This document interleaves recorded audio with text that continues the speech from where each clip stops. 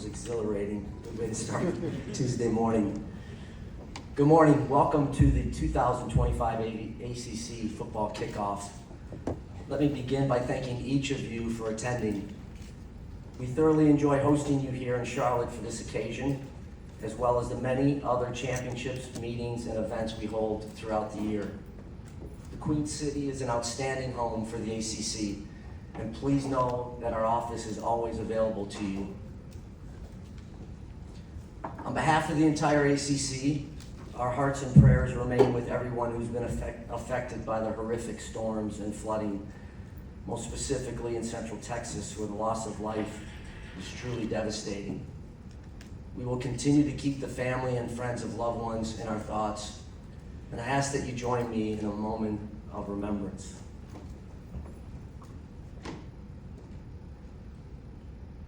Thank you. To see so many media, partners, colleagues, and friends assembled here today is incredibly humbling. You are appreciated, and your attendance, coverage, and support will never be taken for granted. As I've done annually since my first ACC football kickoff 5 years ago, there's one group in attendance that I'd like to especially recognize. Yesterday, I was able to spend time with our ACC Student Athlete Advisory Committee. If you know me and have followed this league, you know there is nothing more important than our amazing student athletes.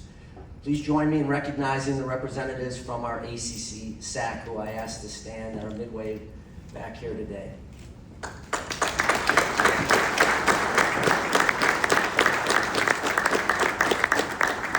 They remain the best and brightest student athletes in the country, I promise you. Before I look ahead, it's important to reflect on the past year and what was accomplished both within the ACC and nationally. Beginning last July and throughout the year, we seamlessly integrated our 3 newest league members. Our national footprint, present in each of the 5 most populated states and having 4 of the 10 largest television markets, will continue to serve the ACC well. During the 2024 Summer Olympics in Paris, athletes from ACC institutions combined to win 102 total medals, the most of any conference, including the highest number of golds. Current and former student athletes from a total of 13 different schools won at least 1 medal, and Stanford athletes led all NCAA schools with a school record 39. The partnership with Disney and ESPN was only further strengthened this past year. Last summer, we celebrated the 5th anniversary of ACC Network with a series of media interviews and events in Bristol. Following the celebration on ESPN's campus, many of us were on the same flight to Ireland for the Aer Lingus Classic featuring Florida State and Georgia Tech. It was an incredible atmosphere, and having ESPN's College Game Day as well as ACC Huddle broadcasting live for the first time outside of the United States was absolutely tremendous. It was also the most watched Week 0 college football game since 2019, and the top game on cable this past season. Sponsorships were enhanced as 2 additional partners were secured, including Geico as the presenting sponsor of the 2024 ACC Football Championship game. And as part of a multi-year agreement through 2027, T. Rowe Price became an official sponsor of the ACC and as the exclusive title sponsor of the ACC men's basketball tournament. At the end of January, in conjunction with ESPN, we announced an extension of our long-term partnership through the 2035-36 academic year. The renewed commitment demonstrated ESPN's ongoing dedication to the ACC and has accelerated our creative and innovative efforts to drive additional value. Following the ACC Board of Directors' endorsement of a competitive success initiatives program back in May of 2023, this past year marked the first implementation of the progressive and forward-thinking approach that rewards schools for their competitive success in football and in basketball. When the initiative was first approved, only football and men's basketball revenues from national postseason competition were included. However, I applaud our leadership in being proactive by ensuring women's basketball, would be effortlessly integrated when the NCAA D1 membership approved implementation of units back in January. The legal disputes within the conference were brought to resolution at the beginning of March. The ACC Board of Directors was amazing in its leadership, dedication, and patience through a challenging process. The settlement provides long-term stability for the league, with the potential for all members to benefit from additional revenue opportunities. Leading in the distribution of revenue based on success, and now with an additional revenue distribution model that is based on viewership, the ACC has been innovative in its approach to conference revenues. As part of the modernization of college athletics, these new models allow us to maintain distributions for all ACC members that are above most other conferences, while also providing flexibility for competition at the highest level of revenue. On the playing fields and in the classrooms, our student athletes and programs continue to shine. The ACC won 6 NCAA titles this past year and has amassed 29 in the last 4 years. In that span, no conference has won more NCAA titles in league-sponsored sports. Amazingly, there have been 17 occasions that an ACC team defeated another ACC team in either the NCAA semifinals or the championship over the last 4 years. We just say this is a killer for the commissioner. It's the thrill of victory and the agony of defeat all in the same moment. In addition to our NCAA titles, 12 teams finished their seasons ranked either number 1 or number 2 in their respective national polls. Earlier this month, we announced Virginia's Gretchen Walsh and Duke's Cooper Flagg were chosen by a select media panel as the top female and male ACC athletes for the 2024-25 academic year. Walsh earned her second consecutive Mary Garber Award as the most outstanding female athlete a week after winning the Honda Cup as the 2025 Collegiate Woman Athlete of the Year. Flagg, the consensus men's national player of the year and the top pick in June's NBA draft, earned the Anthony J. McKevlin Award as the premier male athlete. The nominees for these top league awards were remarkable, especially when you consider the national award winners and Olympic medalists who are on that list. And as many of you noted at the time, this was only the 6th time in history that the number 1 draft picks from the NFL and NBA hailed from the same conference. ACC's Cam Ward of Miami and Cooper Flagg. Beyond athletics, our member institutions remain national leaders in academic metrics, including U.S. News World Report's best colleges, NCAA graduation success rates, and academic progress rates. Let me be clear. To the ACC, academics and graduation continue to be cornerstones and a significant point of differentiation. Financially, as most recently reported, we were one of only 2 power conferences to show a revenue increase in 2023-24. We had the highest gross revenue ever reported for the league at over $711 million.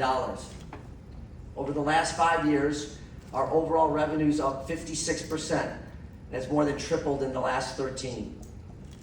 We delivered an average of $45 million to each school, also a league record. And once again, we are in the top 3 in both overall revenues generated and per school distribution, and we fully expect that to continue as we look ahead. Competitively, academically, financially, and beyond, it was another truly remarkable year for the ACC, which is a tribute to the exceptional leadership at our institutions, led by our CEOs and ADs. There will always be more to do, but we are well positioned for the future. And I'm confident that our league will remain laser focused on building upon these successes by further embracing innovation, creativity, and competition. Nationally, the ACC continues to play a vital and leading role in this transformational moment for college sports. There remains strong ongoing collaboration among the Power 4 commissioners as we work together to build a better and more sustainable future. There's not a day that I'm not engaged in discussions on the College Sports Commission, federal legislation efforts, the NCAA, or the college football playoff. As you know, after years of uncertainty and legal challenges, the formal approval of the settlement in June was a major step forward in modernizing college athletics. The new system provides a sustainable framework that allows more benefits to student athletes while continuing the broad-based programming that produced so many Olympic medalists last summer. The ability for schools to provide scholarships to more student athletes does not get the positive attention it deserves.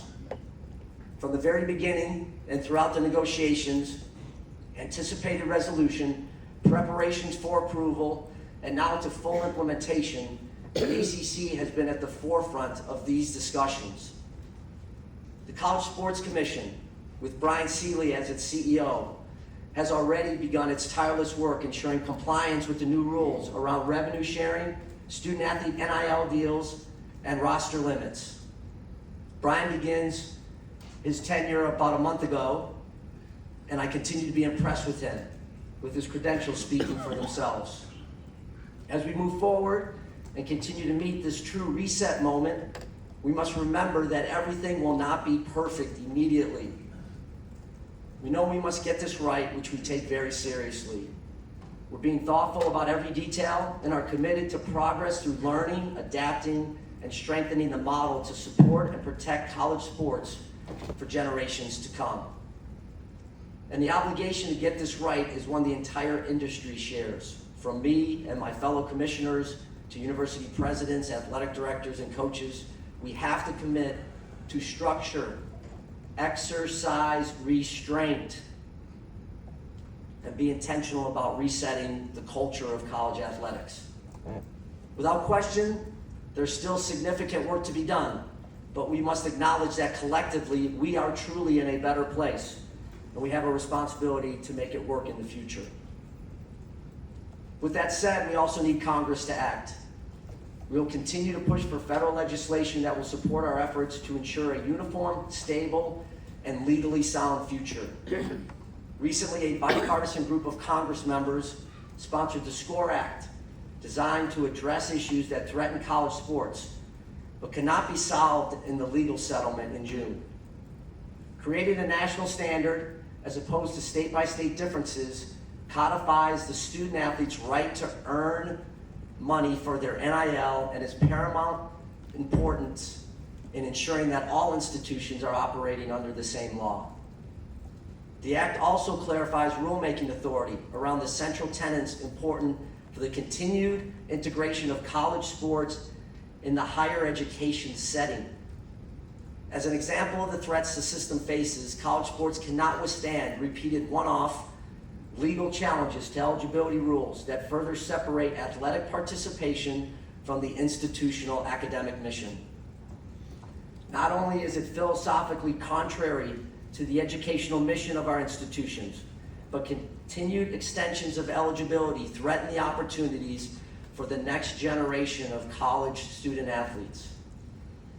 As you know, there are many issues addressed in this comprehensive bill, and I applaud the engagement of our national leaders and look forward to our continued progress.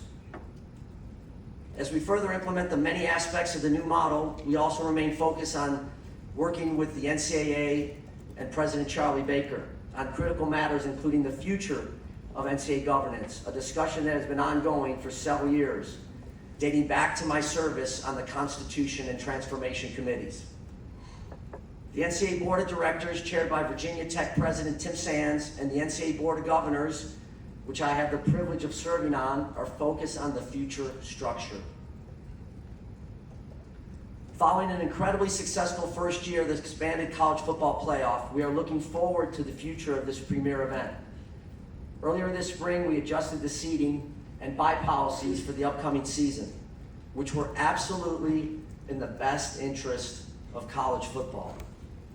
The decisions were important to guarantee the 5 highest-ranked conference champions a place in the playoff while also recognizing performance on the field during the entire regular season via straight seeding. Conversations regarding the CFP structure beyond the upcoming year are ongoing, and I sincerely appreciate the collaborative spirit in which we are moving forward. We may not always agree, and at certain points we have had some strong disagreements. but we all recognize the importance of coming together to find a solution that is truly best for all of college football. Fairness and access are paramount, just as they are in all other college sports postseasons. As I begin my remarks about the upcoming ACC football season, I want to announce two specific conference policies that will be implemented this fall. In the sports of football and men's and women's basketball, our conference has elevated its expectations around court and field safety. Members are required to continue developing event security plans, which will now include a review by a third party independently, and to ensure that only participants, coaches, officials, and authorized personnel are allowed in the competition area before, during, and at the conclusion of any competition. The plan may allow spectators to access the competition area following a contest, but only after the visiting team and officials have safely exited the area.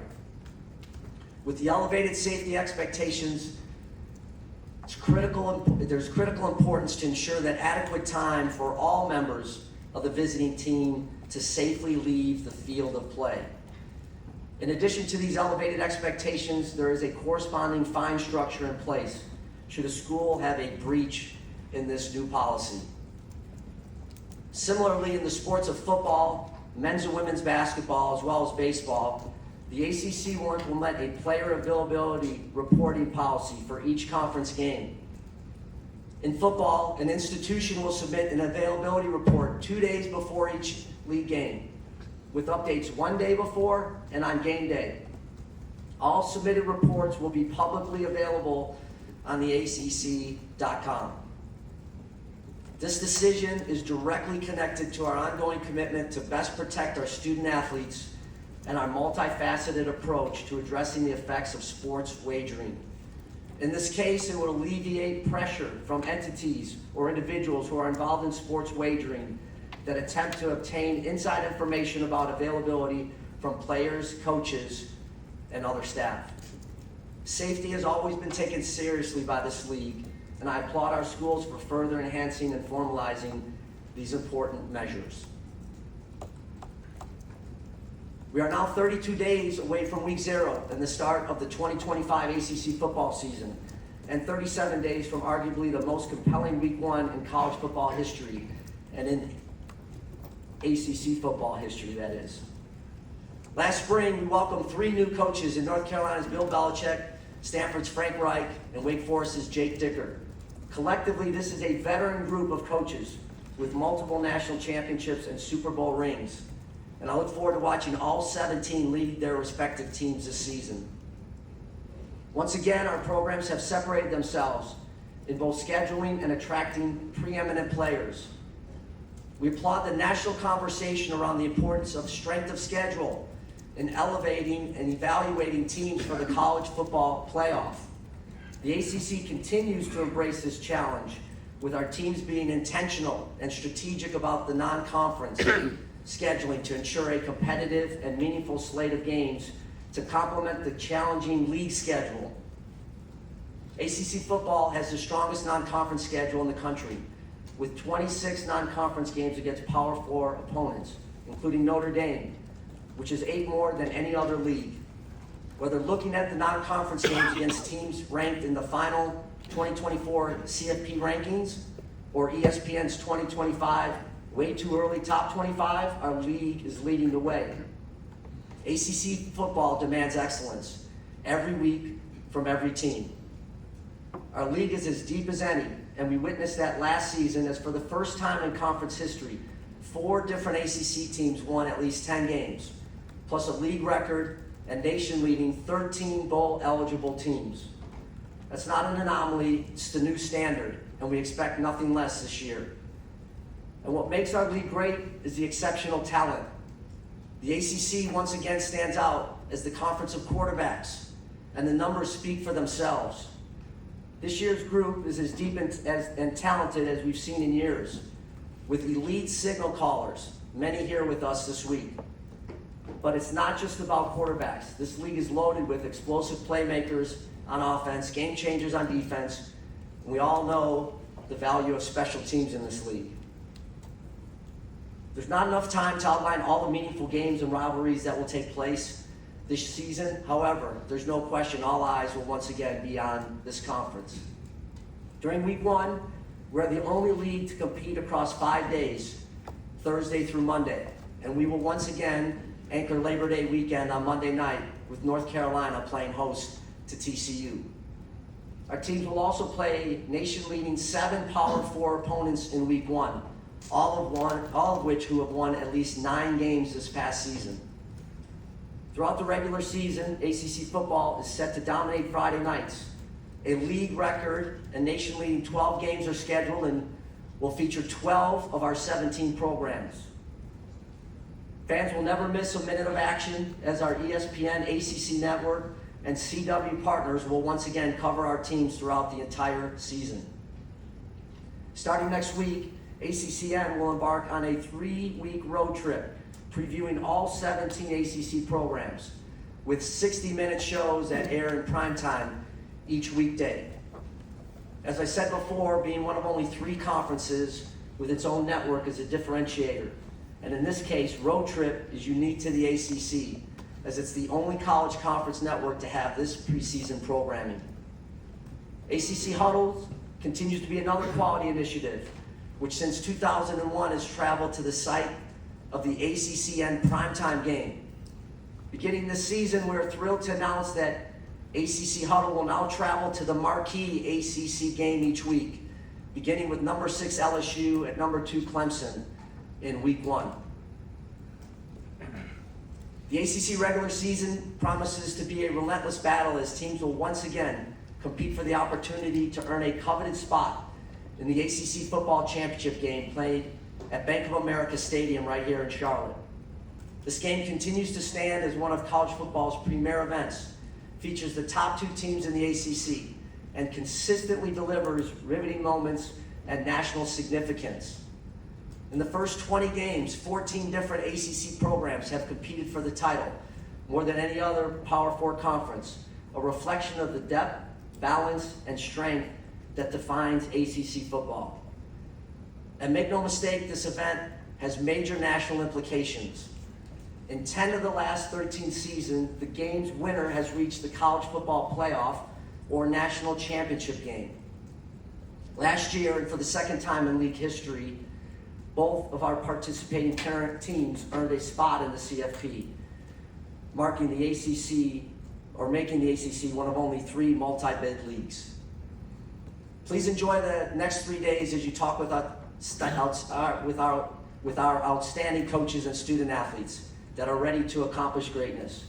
I truly believe there's not a more exciting collection of teams in the country than in the ACC. As I conclude my remarks, I also want to express my sincere appreciation to each of you for your coverage, attendance, and support of this league. Now I'm happy to take any questions. Thank you.